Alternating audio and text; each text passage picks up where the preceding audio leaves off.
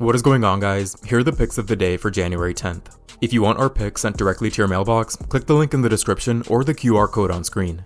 Chances are we won't release a video every single day, so on those days you want to make sure you're signed up so you don't miss anything, but let's get into it. Game 1 is the Nuggets versus the Jazz.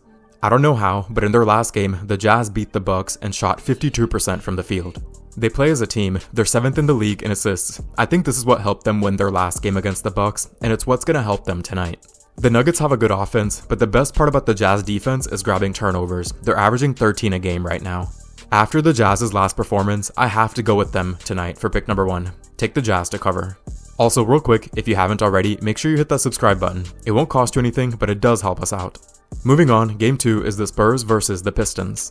The Spurs might not have the best record, but they're putting up 111 points per game. So we know that at least they can score somewhat consistently. The Spurs also grab around 14 turnovers a game. And I can see this being crucial tonight because the Pistons are loose with the ball. Each one of these gives the Spurs a chance to get back on offense, potentially letting them score more. On defense, the Spurs draw around 19 fouls a game, and again, this just ends up giving them more chances to score. In this game, it's gonna matter because the Pistons commit tons of fouls too. Eventually, this is gonna put the Spurs on the free throw line more, just making it that much easier for them to score. In this matchup, I'm gonna go with the Spurs to cover.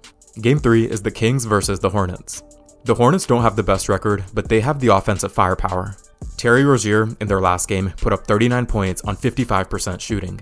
On defense, the Hornets aren't amazing, but the Kings aren't any better. The Kings in their last game let the Pelicans shoot 61% from the field, and that's very disappointing.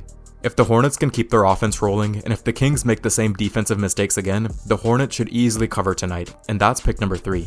The next game is the 76ers versus the Hawks. The 76ers have been on fire recently, putting up almost 120 points per game. And Tyrese Maxey has been killing it with 25 points and 9 assists in his last game.